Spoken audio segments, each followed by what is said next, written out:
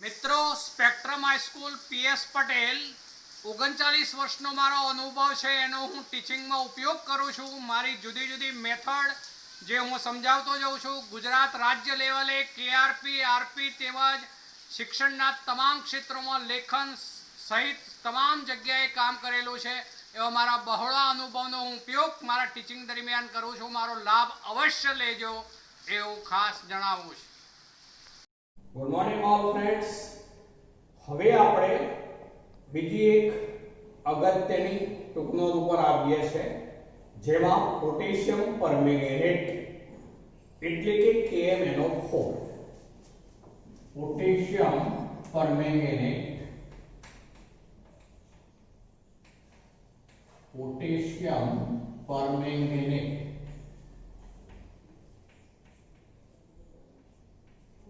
Potassium permanganate, જેને સૂત્ર કહીશું આપણે KMnO4.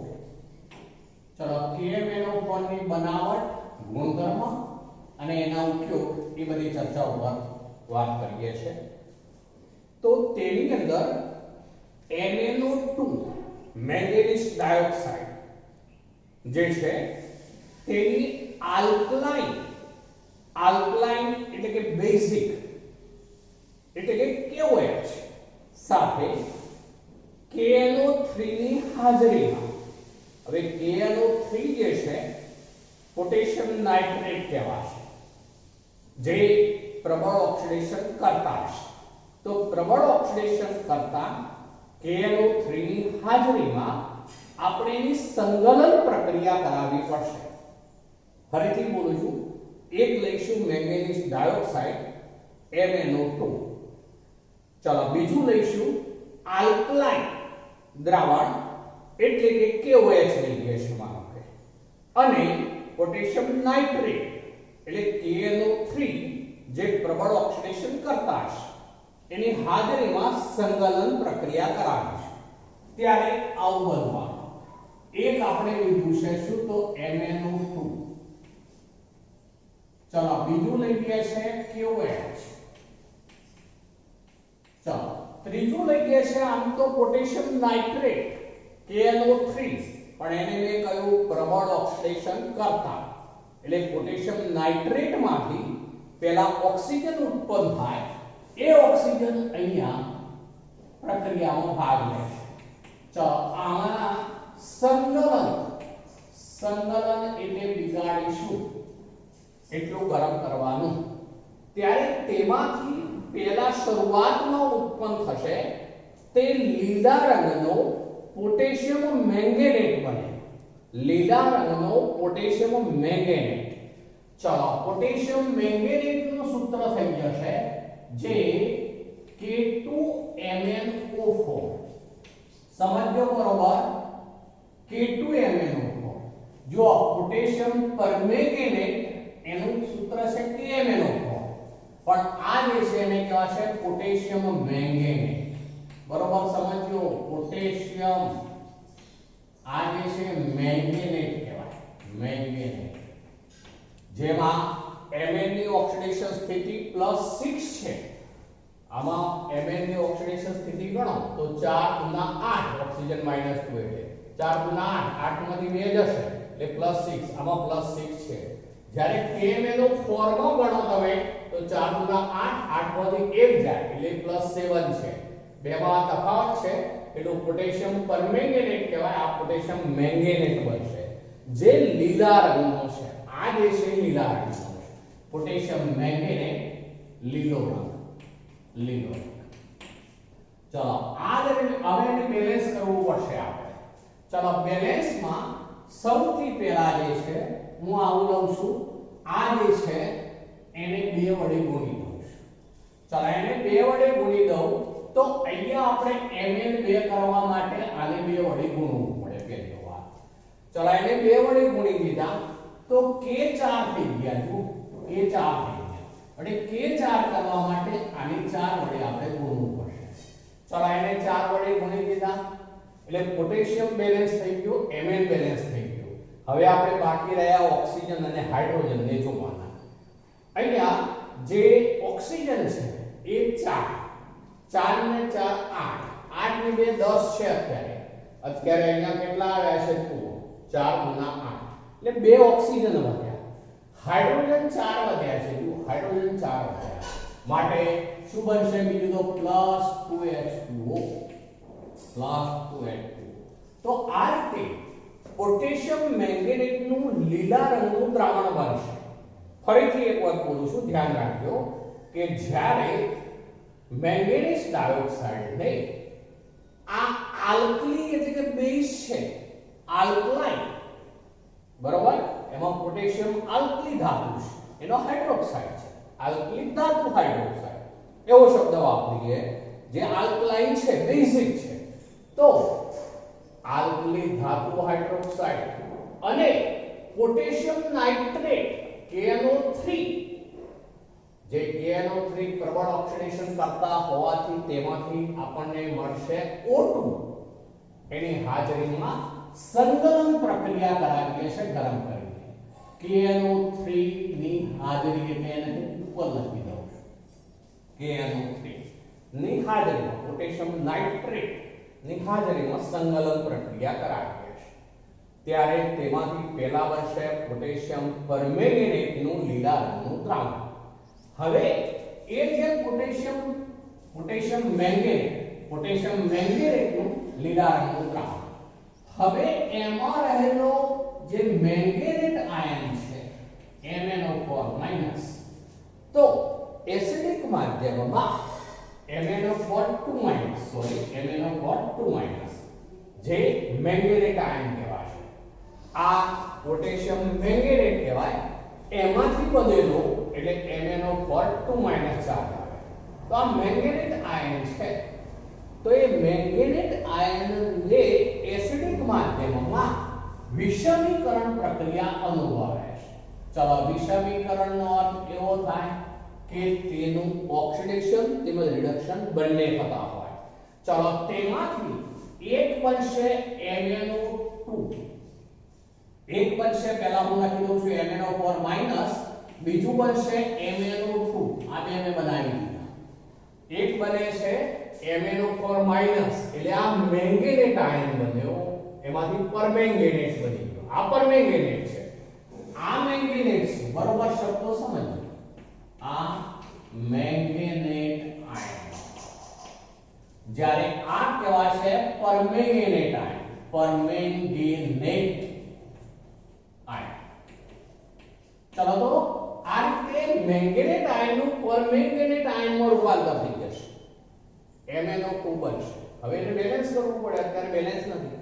એક તો એસિડિક માધ્યમ મેં તમને પહેલથી કહી દીધું એટલે આપણે અહીંયા H+ મૂકવાના રહેશે.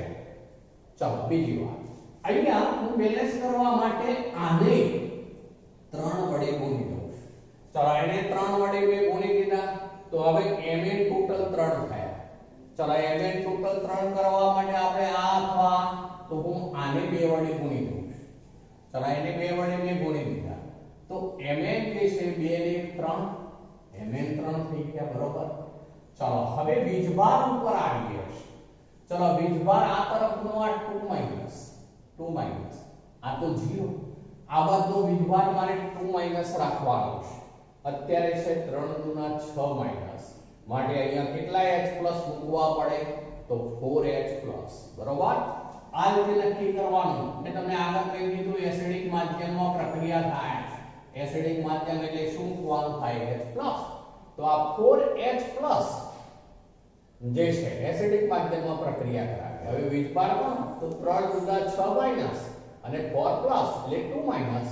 ચલો આ બાદનો પણ 2 માઈનસ અને આ તો 0 એટલે ટોટલ 2 માઈનસ. ચલો Mn બેલેન્સ છે. હવે ઓક્સિજન ઉપર આવીએ છે, જુઓ બરોબર, 4 તાલીમમાં. ચલો ઓક્સિજન આ 4 ગુણા 8, 8 ને 2 10 થાય એટલે 2 ઓક્સિજન વધ્યા. હાઇડ્રોજન ગણીએ તો 4, હાઇડ્રોજન અહીંયા બાકી છે એટલે પ્લસ શું બની જવાનું તો 2F+. તો આ રીતે પરમેંગેનેટ બનશે. આ મેંગેનેટ હતું એમાંથી પરમેંગેનેટ બનશે. ચલો ફરીથી એક વાત બોલું છું, ધ્યાન રાખજો. આપણે લીધું મેંગેનીઝ ડાયોક્સાઇડ, એને જ્યારે આલ્કલી હાઇડ્રોક્સાઇડ આલ્કલી હાઇડ્રોક્સાઇડ, આ પ્રથમ સમૂહનું સભ્ય છે એટલે આલ્કલી હાઇડ્રોક્સાઇડ છે. પોટેશિયમ હાઇડ્રોક્સાઇડ, પોટેશિયમ હાઇડ્રોક્સાઇડ અને પોટેશિયમ નાઇટ્રેટ KNO3 ની હાજરીમાં ઊંચા તાપમાને ગરમ કરી સંકલન કરાવતા ત્યારે પોટેશિયમ નાઇટ્રેટ એ શું છે? પ્રબળ ઓક્સિડેશન કરતા માટે ઓક્સિજન મુક્ત કરશે, માટે O2 આ પ્રક્રિયામાં જોડાય છે, જેથી શું બની ગયું? લીલા રંગનો પોટેશિયમ મેંગેનેટ. લીલા રંગનું પોટેશિયમ મેંગેનેટનું દ્રાવણ બન્યું. હવે તેમાં આપણે એસિડ F2SO4 મોલેક્યુલ ઉમેરીએ છીએ, એને એસિડિક બનાવીએ છીએ, ત્યારે તેનું વિષમીકરણ થાય.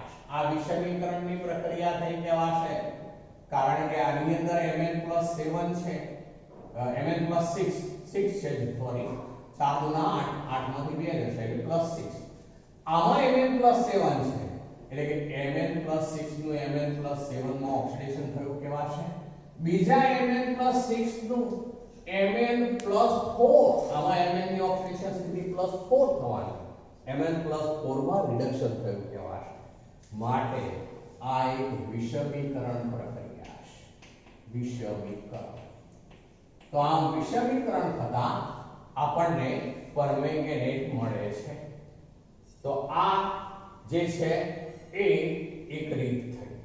પણ હવે ઔદ્યોગિક રીતે જ્યારે લાર્જ સ્કેલ ઉપર બનાવવો હોય વધુ જથ્થામાં, તો ત્યારે આવું કરવું પડશે. ઔદ્યોગિક રીતે વધુ જથ્થામાં મેળવવા માટે તો એમાં MnO2 છે, MnO2 ને પહેલા તો પોટેશિયમ નાઇટ્રેટ KNO3 અને આલ્કલાઇન દ્રાવણ, જેમાં આપણે KOH ની હાજરી એવું કહી શકીએ, KNO3 અને પેલો KOH, જે આલ્કલાઇન દ્રાવણ છે, બરોબર. તો KOH સાથે સંકલન કરાવીશું, સાથે સંકલન MnO2 નું KNO3 ની હાજરીમાં, બરોબર. KNO3 સાથે ઓક્સિડેશન કહેવાશે, ઓક્સિડેશન થશે. ચલો ઓક્સિડેશન થાય એટલે એમાંથી બની જાય MnO4 2- બની જાય.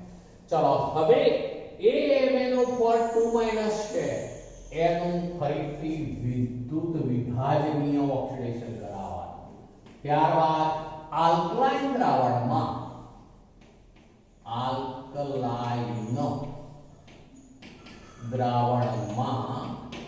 વિદ્યુતીય વિદ્યુત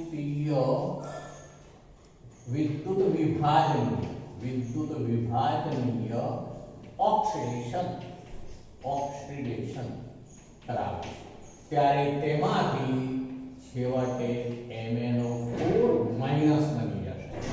આ MnO4 2- છે એટલે કે મેંગેનેટ છે, જ્યારે આ MnO4- છે એટલે પરમેંગેનેટ છે. બરોબર સમજો, આ મેંગેનેટ કહેવાય જ્યારે આ પરમેંગેનેટ કહેવાય. તો આ રીતે MnO2 KOH સાથે સંકલન, KNO3 સાથે ઓક્સિડેશન, ત્યારે MnO2 નું MnO4 2- માં એટલે કે મેંગેનેટ આયનમાં રૂપાંતર થાય. હવે આલ્કલાઇન દ્રાવણમાં વિદ્યુતીય અથવા વિદ્યુત વિભાજનીય ઓક્સિડેશન કરાવીશું, ત્યારે તેમાંથી બની જશે શું? તો પરમેંગેનેટ MnO4- આયન બને છે. તો આ એક ઔદ્યોગિક રીતે જ્યારે લાર્જ સ્કેલ ઉપર બનાવવું હોય ત્યારે વ્યાપારિક સ્તરે આ રીતે બનાવી શકાય છે. ચલો પ્રયોગશાળામાં આપણે મેળવવું હોય ત્યારે બીજી એક રીત છે, જેમાં મેંગેનીઝ 2 હોય, ક્ષાર, મેંગેનીઝ 2 ક્ષાર. ચલો એની પ્રક્રિયા કરાવવામાં આવે છે. મેંગેનીઝ 2 ક્ષાર એની પ્રક્રિયા S2O8 2- चलो S2 A2 माइनस चलो आ जे છે એને કહેવાશે પર ઓક્સો ડાયસલ્ફેટ નામ બરોબર ધ્યાન રાખવા પડશે પર ઓક્સો ડાયસલ્ફેટ પર ઓક્સો ડાયસલ્ફેટ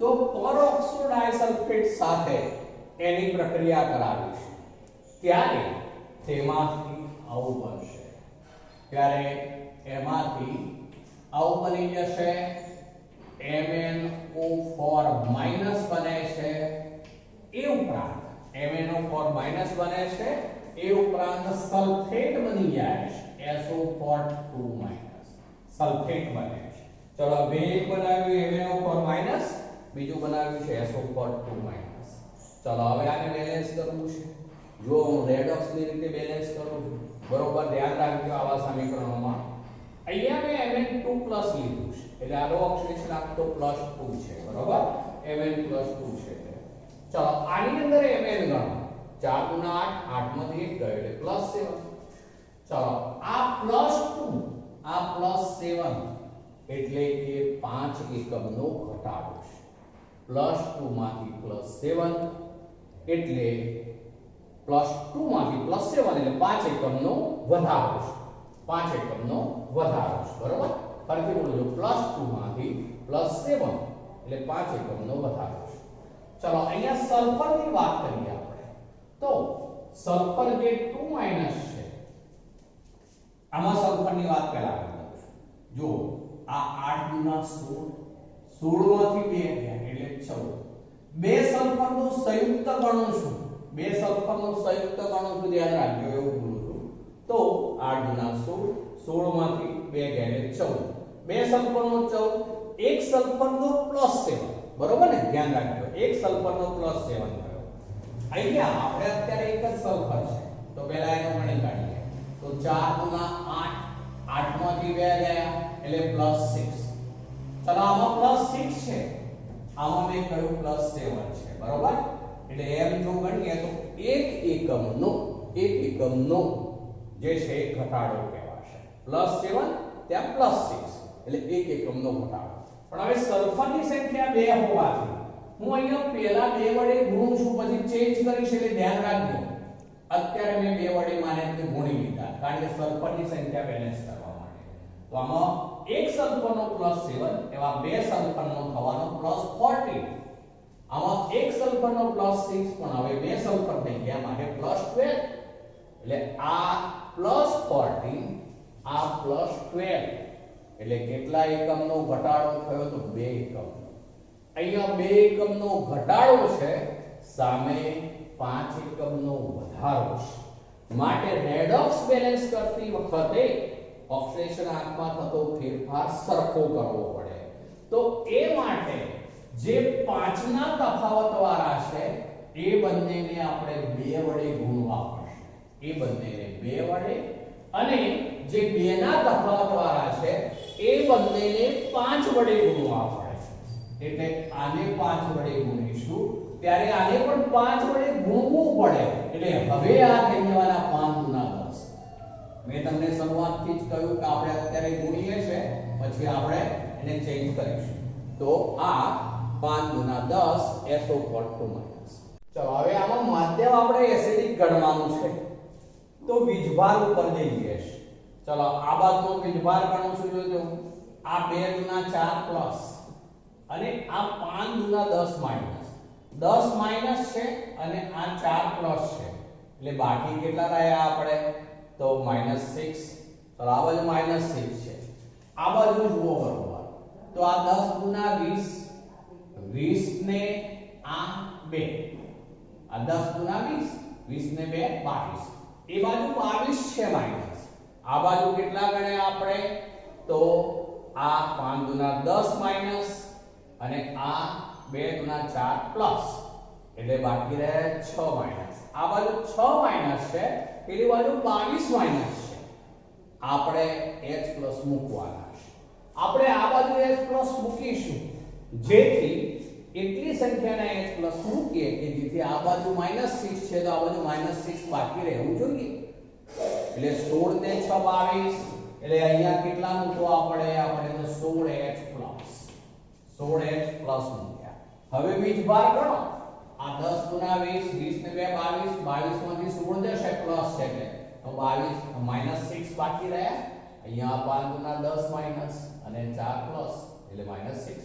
વીજભાર બેલેન્સ કર્યો. હવે આવવાનું આપણે ઓક્સિજન હાઇડ્રોજન ઉપર. પેલી બાજુ જુઓ હાઇડ્રોજન જે છે એ 16 છે. આ બાજુ હાઇડ્રોજન બિલકુલ નથી. એટલે એનો અર્થ એવો થયો કે 8H2O હોવા જોઈએ. 8H2O. ચલો 8H2O હોવા જોઈએ. ગણિત જુઓ ઓક્સિજન. ઓક્સિજન જે છે એ 8 × 40 ને 8 48. આ બાજુ ગણીએ તો આ 40 40 ને 8 48 થઈ ગયું બેલેન્સ. તો આ પ્રયોગશાળાની રીત છે.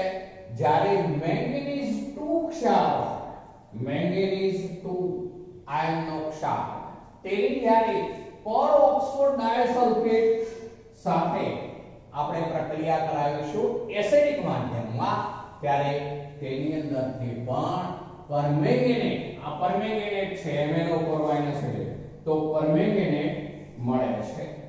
ચલો હવે અહીંયા જે પોટેશિયમ પરમેંગેનેટ છે KMnO4, પોટેશિયમ પરમેંગેનેટ એ ઘેરા જાંબુડિયા રંગના અથવા તો કાળા રંગના, એકદમ ડાર્ક ઘેરો જાંબુડિયો રંગ હોય એટલે થોડોક આપણને કાળો લાગે તો ઘેરા જાંબુડિયા રંગના એટલે કાળા રંગના સ્ફટિક સ્વરૂપે હોય છે. ફરીથી બોલું છું, જે KMnO4 છે પોટેશિયમ પરમેંગેનેટ કહેવાશે, જે ઘેરા જાંબુડિયા રંગનો અથવા કાળા રંગનો સ્ફટિકમય ઘન પદાર્થ છે. તેની પાણીમાં દ્રાવ્યતા ઘણી જ ઓછી છે. 293 કેલ્વિન તાપમાને, કેટલું તાપમાન કહું છું ધ્યાન રાખજો, 293 કેલ્વિન તાપમાને તેની પાણીમાં દ્રાવ્યતા જે છે 293 કેલ્વિન તાપમાને પાણીમાં જે દ્રાવ્યતા છે એ 6.4 ગ્રામ પ્રતિ 100 ગ્રામ પાણી. આ પ્રમાણે પાણીમાં દ્રાવ્યતાની વાત છે. 293 કેલ્વિન તાપમાને 6.4 ગ્રામ પર 100 ગ્રામ પાણી એ પ્રમાણેની છે. તેનું બંધારણ જે છે એ, તેના બંધારણની વાત કરું છું તો તે KClO4 ના જેવું બંધારણ ધરાવે છે. કોના જેવું? તો KClO4 ના જેવું, KClO4 ના જેવું સમબંધારણ, સમ એટલે સરખું, સમબંધારણ ધરાવે છે KClO4 ના જેવું.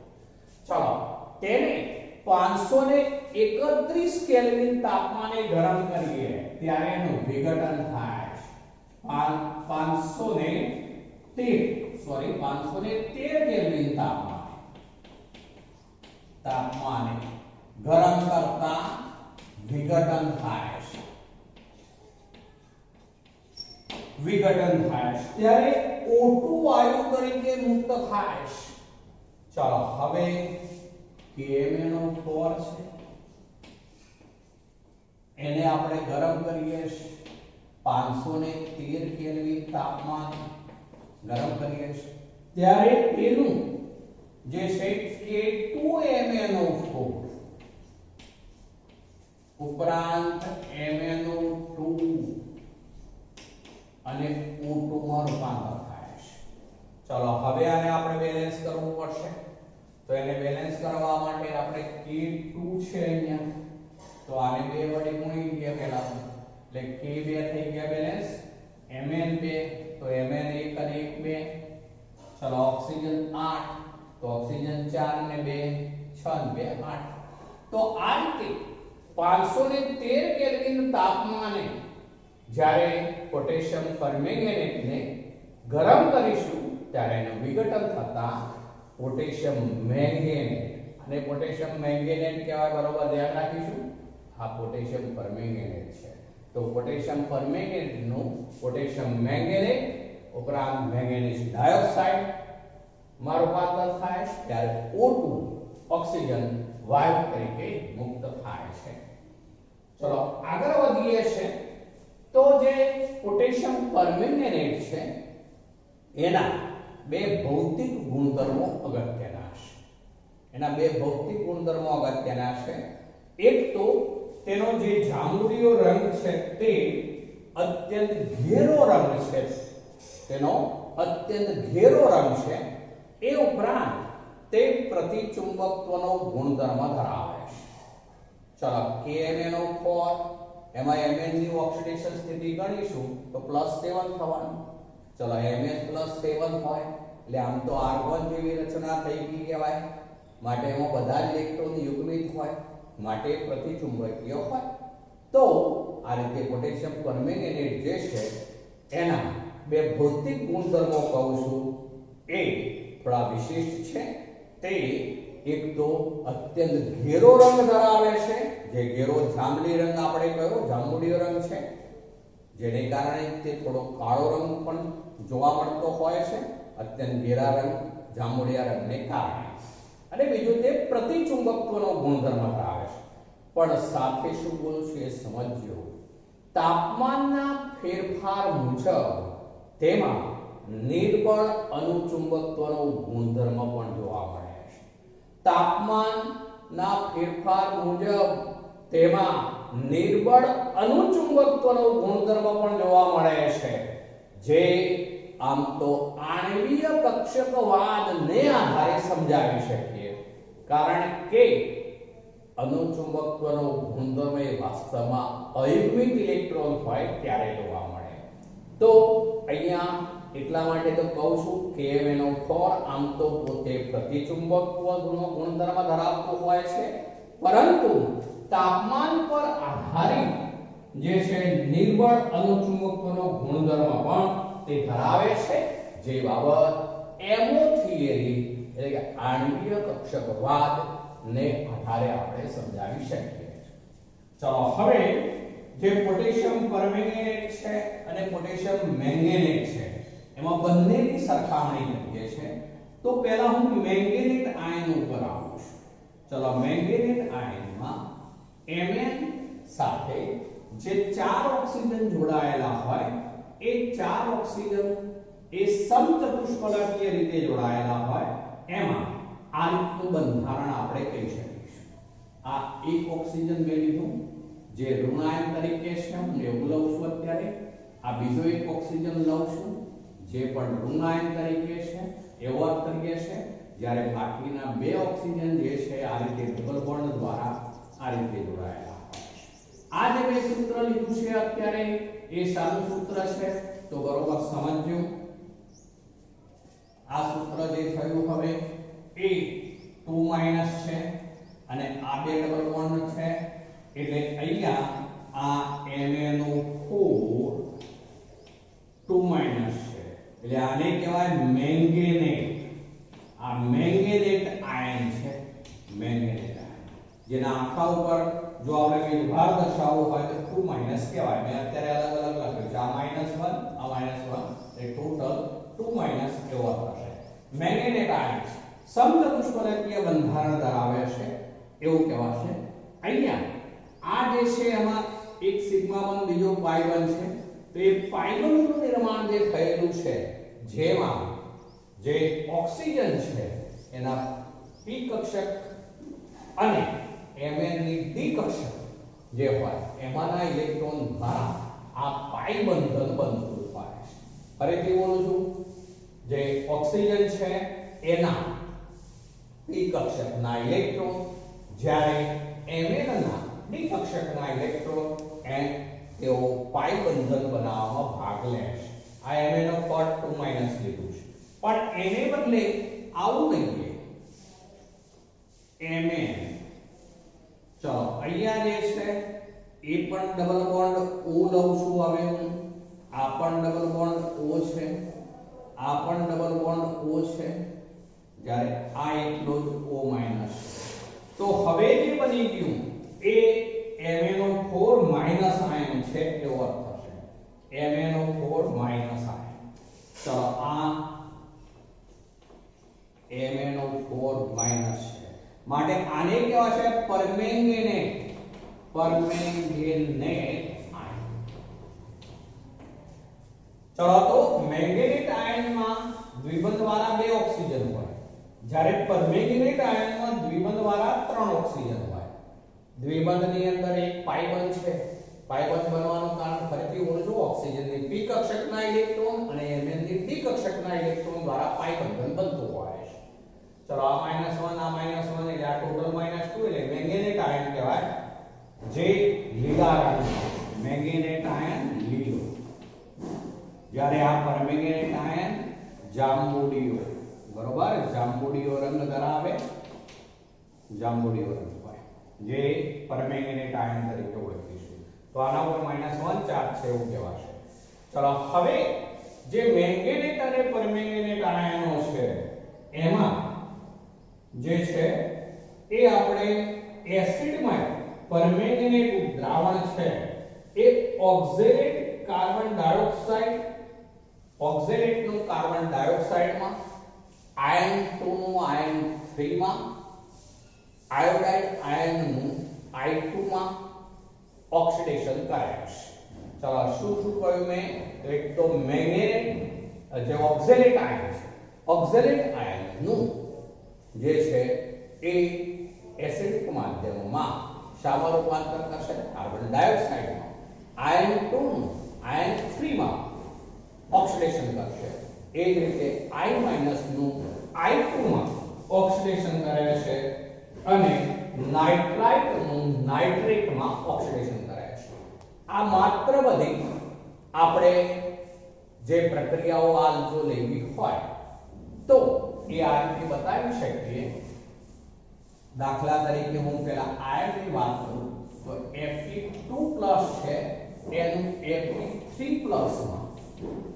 એ ઓક્સિડેશન કરાવશે Fe2+ નું Fe3+ માં એટલે આયન 2 નું આયન 3 માં ઓક્સિડેશન એવો થઈ જશે ચલો Fe2+ જે છે એનું Fe3+ માં સામે જે મેંગેનેટ આયન છે એ 5 ઇલેક્ટ્રોન ગુમાવશે Mn2+ માં રૂપાંતર પામશે જેથી આપણે આને 5 વડે ગુણવાનું તો હું હવે 5 વડે ગુણીને લખું તો આવું થઈ જશે આ 5 આ ગુણ્યા મેં 5 કરી દીધા ચલો હવે અહીંયા માધ્યમ એસિડિક છે પહેલા તો ચલો માધ્યમ એસિડિક હોય તો વીજભાર બેલેન્સ કરવા માટે આપણે શું મૂકવું પડે તો H+ ચલો વીજભાર આ પહેલા ઇલેક્ટ્રોન ફેરફાર લખું છું જોજો આ 5 ગુના 10 જ્યારે આ 5 તારીખ 15 એટલે અહીંયા 5 ઇલેક્ટ્રોન મુક્ત થાય 5 ચલો હવે આમાં ક્યાંય ઓક્સિજન નથી માટે માત્ર આટલું જ આવશે Fe2+ high Fe2+ gauge high Fe3+ અને વત્તા 5 ચલો એને બદલે ઓક્ઝેલેટ આયન ની વાત કરીએ તો ઓક્ઝેલેટ આયન નું બંધારણ આવું લખાય છે CO- CO-. ચલો આમ તો ઓક્ઝેલેટ આયનમાં કાર્બન 2 છે અર્થ એવો થશે ચલો એમાંથી કાર્બન ડાયોક્સાઇડ બને છે ચલો CO2 બનાવી છે હવે આમાં જે કાર્બનનો ઓક્સિડેશન આ જે થવાનું હવે પેલામાં 5 નો તફાવત છે પેલામાં 5 નો તફાવત કેવી રીતે બોલું સમજો બરોબર MnO4 માઈનસ હોય જેમાં Mn+7 છે એમાંથી Mn2+ બનતો હોય ચલો Mn+7 માંથી Mn2+ એટલે કેટલા એકમનો ફેરફાર તો 5 એકમ 5 એકમનો ફેરફાર ચલો અહીંયા આપણે ગણીએ તો આ જે કાર્બન છે એ કાર્બન 2 લીધા મેં અને ઓક્સિજન ટોટલ 4 લીધા છે ભેગું લખવું હોય આપણે આ ઓક્ઝેલેટ આયનને તો આવું લખી શકાય CO C2O2- બરોબર ચલો C2O2- સ્વરૂપે લખવું હોય આપણે તો એમાં C નો ઓક્સિડેશન આ ગણો 4 ગુના 8 માંથી 2 ગયા એટલે કેટલા થવાના તો +6 જોજો ફરીથી બોલું છું 4 ગુના 8 8 માંથી 2 ગયા એટલે +6 તો એમાં 2 C નો +6 છે બરોબર, 1 C નો કેટલો થવાનો +3 પણ 2 C નો +6 થવાનો. હવે તેને કારણે એકમાં પેલા 5 નો તફાવત છે, પેલામાં 6 નો તફાવત થયો, એટલે આપણે આ જે છે એને ગુણવા પડશે. આને આપણે 5 વડે ગુણીએ છીએ, 5 ગણો ફેરફાર હોવાથી. ચલો એને 5 વડે ગુણીએ તો અહીંયા કાર્બન બેલેન્સ કરવા માટે 10 વડે ગુણવું પડે, કારણ કે આ કાર્બન 2 ગુણ્યા 5 એટલે 10 વડે ગુણાશે. ચલો 10 CO, તો હવે કેટલા ઇલેક્ટ્રોન આવે તો જુઓ અહીંયા જે છે 5 ગુણ્યા 10 થયા, માટે ત્યાં 10 ઇલેક્ટ્રોન લેવા પડશે. તો આ 10 ઇલેક્ટ્રોન, ચલો 10 ઇલેક્ટ્રોન મૂક્યા, વીજભાર બેલેન્સ થઈ ગયો, કાર્બન જે છે અને ઓક્સિજન જે છે બેલેન્સ થઈ ગયા, 10CO2 10 ઇલેક્ટ્રોન આવ્યા બરાબર. ચલો ત્રીજું લઈએ છે આપણે નાઇટ્રાઇટ આયન લઈએ છે, NO2- એનું બને છે NO3-. નાઇટ્રાઇટ નું નાઇટ્રેટમાં રૂપાંતર. ચલો હવે આમાં ગણીએ તો 2 દુના 4, 4 માંથી 1 ગયો એટલે +3 છે. ચલો આમાં ગણો તો 3 દુના 6, 6 માંથી 1 ગયો એટલે +5 છે. ચલો પ્લસ આમાં 3, આમાં +5, 2 એકમનો તફાવત બરોબર. પેલામાં આપણે 5 નો તફાવત, કારણ કે MnO4 માંથી MnO2 બનતો હોય બરોબર, એટલા માટે 5 નો તફાવત. ચલો તો હવે આને 5 વડે આપણે ગુણી દેવા પડે, તો આ ગુણ્યા મેં 5 કર્યા, આને ગુણ્યા મેં 5 કર્યા. ચલો હવે અહીંયા આપણે ઓક્સિડેશનાંકની રીતે ચાલીએ છે, ધ્યાન રાખજો. તો આનો ઓક્સિડેશનાંક મેં ગણ્યો, એ કેટલો ગણ્યો તો +3 એટલે 5 તારી 15 થયો. જ્યારે આનો મેં +5 ગણ્યો બરોબર ને, એટલે એમાં કેટલો થવાનો પાછું 25, એટલે 15 અને 25 એટલે કેટલો ફેરફાર થયો તો 10. તો એમાં પણ કેટલા ઇલેક્ટ્રોન લેવા પડે તો 10 ઇલેક્ટ્રોન. ચલો અમે અત્યારે 10 ઇલેક્ટ્રોન મૂક્યા, પણ હવે આપણે ઓક્સિજન બેલેન્સ કરવા પડશે. આ ઓક્સિજન ઉપર લઈએ છે, આ 5 તારીખ 15 છે, અહીંયા તો 5 દુના 10 છે, એટલે અહીંયા ફૂટ્યા ઓક્સિજન. કેટલા ફૂટ્યા તો 5, જે 5 ફૂટ્યા એ શું જોઈએ 2 સ્વરૂપે, એટલે આ થશે 5. જો હવે ઓક્સિજન ગણી લો તો 5 દુના 10, 10 નો બાદ 15, 5 તારીખ 15. હવે આપણે હાઇડ્રોજન ઉપર આવવું પડશે છેલ્લે. હાઇડ્રોજન અહીંયા 5 દુના 10, બીજા કોઈ હાઇડ્રોજન નથી, તો અહીંયા એસિડિક માધ્યમ જ છે આ, તો 10H+, 10H. હવે ટોટલ ચાર્જ ગણી લો, તો આ 5-, ચલો આ બાજુ આ 5-, 10-, 10+, એટલે આ કેન્સલ થઈ ગયા, તો આ 5-, બંને તરફ સરખો થઈ ગયો. તો આમ 5NO2- વત્તા 5H2O ગેસ 5NO3- વત્તા 10H+ વત્તા 10 ઇલેક્ટ્રોન. ચલો હવે ત્યાર પછી લઈએ છે આયોડાઇડ આયન છે, I- એનું I2 માં રૂપાંતર થાય છે, I2 માં.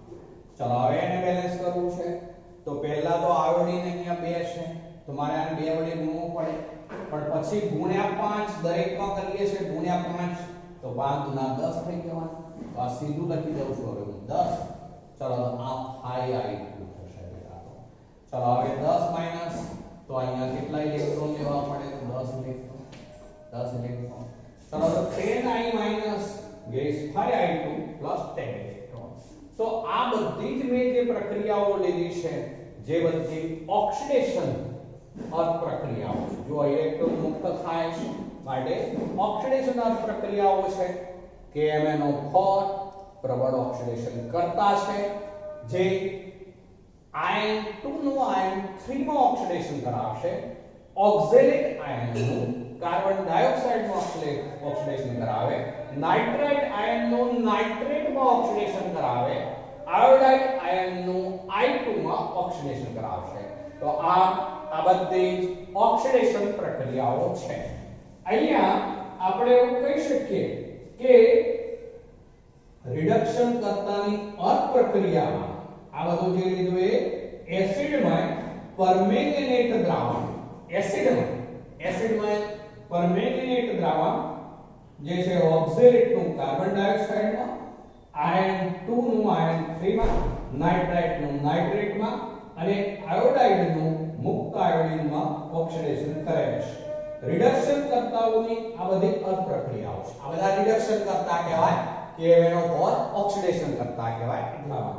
તો રિડક્શન કરતાની પ્રક્રિયાઓ આ અર્ધ પ્રક્રિયામાં KMnO4 માટેની અર્ધ પ્રક્રિયાને ઉમેરીને સંપૂર્ણ પ્રક્રિયાઓ આપણે લખી શકીએ. પરમેંગેનેટનું મેંગેનેટમાં તેમજ મેંગેનીઝ ડાયોક્સાઇડમાં અને Mn2 ધરાવતા ક્ષારમાં પણ રૂપાંતર થઈ શકે છે. જે પ્રક્રિયાઓ હવે લઉં છું એમાં જોજો MnO4 માઈનસ. ચલો એનું એક મેં કહ્યું મેંગેનેટમાં રૂપાંતર થાય છે એટલે કે MnO4 2 માઈનસ. આ પરમેંગેનેટ આ મેંગેનેટ વારવાર બોલું છું ધ્યાન રાખજો. આ +7 ઓક્સિડેશન સ્થિતિ, આમાં +6 ઓક્સિડેશન સ્થિતિ. તો હવે આપણે શું લખવાનું બાકી રહ્યું? પ્લસ અહીંયા શું મુક્ત થઈ જાય? ઇલેક્ટ્રોન. બરોબર? MnO4 2 માઈનસ અને એ દરમિયાન આપણે આ બાજુ ઇલેક્ટ્રોન ઉમેરવા પડશે પ્લસ ઇલેક્ટ્રોન. કારણ કે વીજભાર ગણીશું તો આ 2 માઈનસ તો આ 1 માઈનસ 1 માઈનસ એટલે 2 માઈનસ તો MnO4 માઈનસ બનશે. આ પ્રક્રિયાના E મૂળાંકનું મૂલ્ય છે 0.56 વોલ્ટ. 0.56 વોલ્ટ. ચલો બીજું લઉં છું જ્યારે આપણે MnO4 માઈનસ આયન હોય તેનું MnO2 માં રૂપાંતર થાય. ચલો MnO2 તો હવે આપણે બેલેન્સ કરવું પડશે.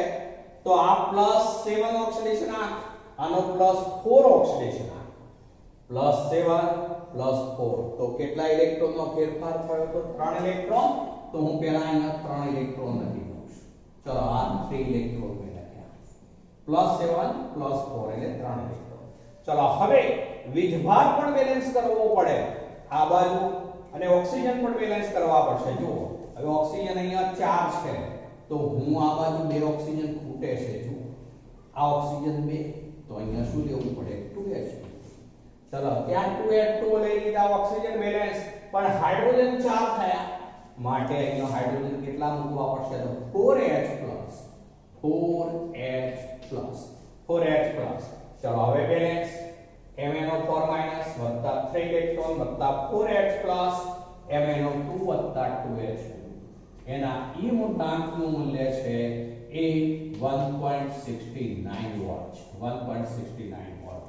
અને હવે લઈએ છે જેમાં MnO4 માઈનસ નું Mn2 પ્લસ માં પણ રૂપાંતર થાય. MnO4 માઈનસ એનું Mn2 પ્લસ માં રૂપાંતર Mn2 પ્લસ.